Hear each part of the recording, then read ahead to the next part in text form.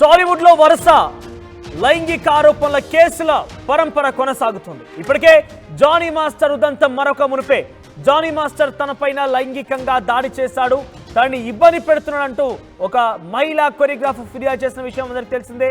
ఇప్పటికే ఆయన రిమాండ్ లో ఉన్నారు, జ్యుడిషియల్ రిమాండ్ లో జానీ మాస్టర్ ఉన్నారు. ఇక ఉదంతం మరొక మునిపే మరొక అంశం తెర మీదకి వచ్చింది.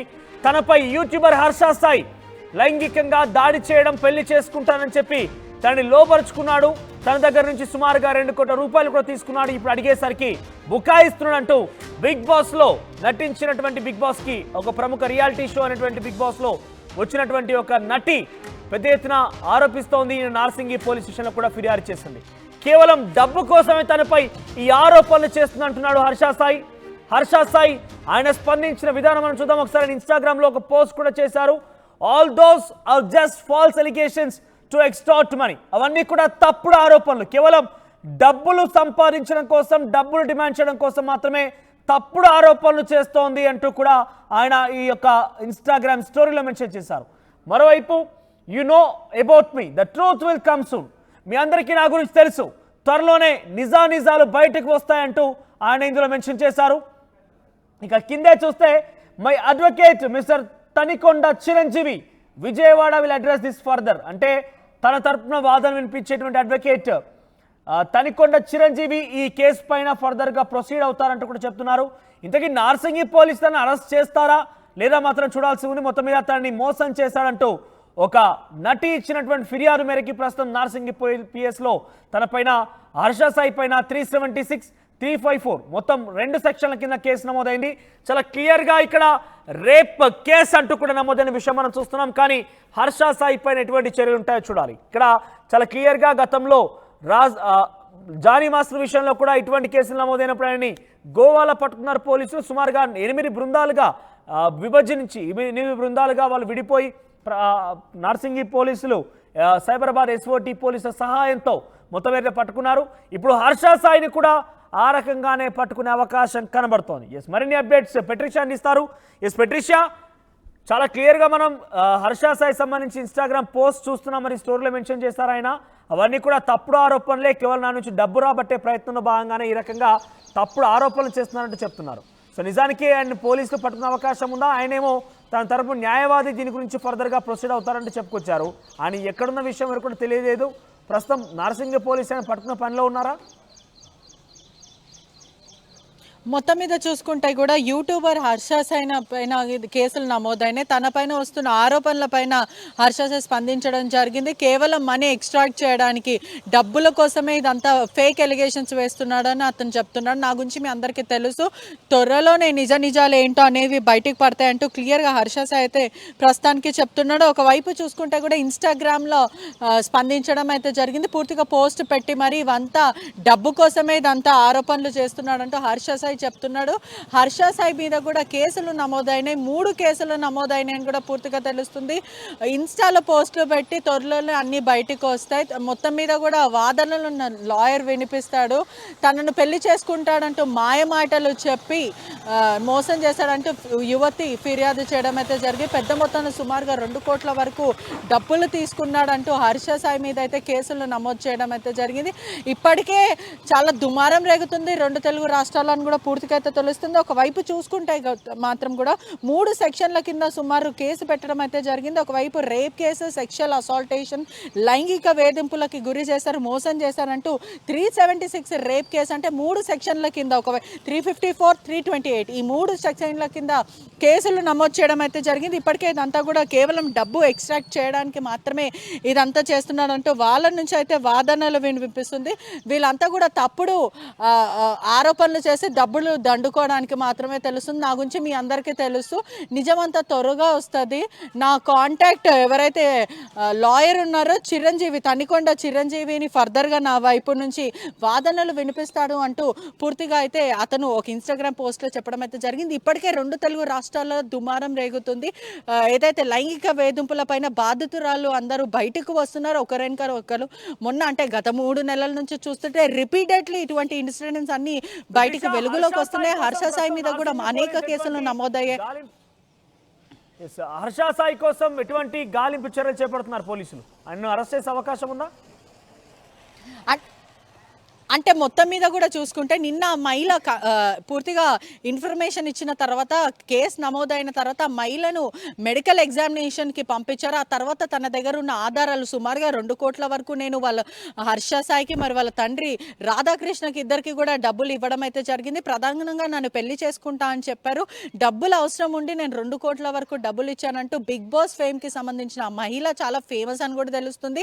ఒక ప్రొడ్యూసర్, బాలీవుడ్ ఇండస్ట్రీలో చేసింది, ఫోటోషూట్స్ చేసింది, చాలా వెల్ నోన్ యాక్ట్రెస్ అని కూడా పూర్తిగా అయితే తెలుస్తుంది. ఇదంతా కూడా పెళ్లి చేసుకుంటా అని చెప్పి మాయమాటలు చెప్పి మోసం చేశాడు, రేప్ అటెంప్ట్ నా మీద చేశాడు, అనేక సార్లు లైంగిక వేధింపులకి పాల్పడ్డాడంటూ తను రేప్ అటెంప్ట్ కేసు అయితే పెట్టడం అయితే జరిగింది. ప్రస్తుతానికి మాత్రము ఒకవైపు చూసుకుంటే వాళ్ళ లాయర్ ఎవరైతే మహిళకి సంబంధించిన బాధితురాలకి సంబంధించిన లాయర్ అయితే ఉన్నాడో అతను ఏం చెప్తున్నారంటే ఎఫ్ఐఆర్ కాపీ కూడా అతని చేతికి ఇప్పటివరకు ఇవ్వలేదు. వ్యవస్థ సపోర్ట్ చేస్తున్న అవకాశాలు చాలా కనిపిస్తున్నాయి. గతంలో కూడా ఆయన చాలా అనేక కేసుల్లో ఇన్వాల్వ్ అయి ఉన్నాడు. అంటే ఏదైతే ఈ బెట్టింగ్ యాప్ ద్వారా పలువురు బయటకు వచ్చి బాధితులందరూ బయటకు వచ్చి కేసులు పెట్టారు.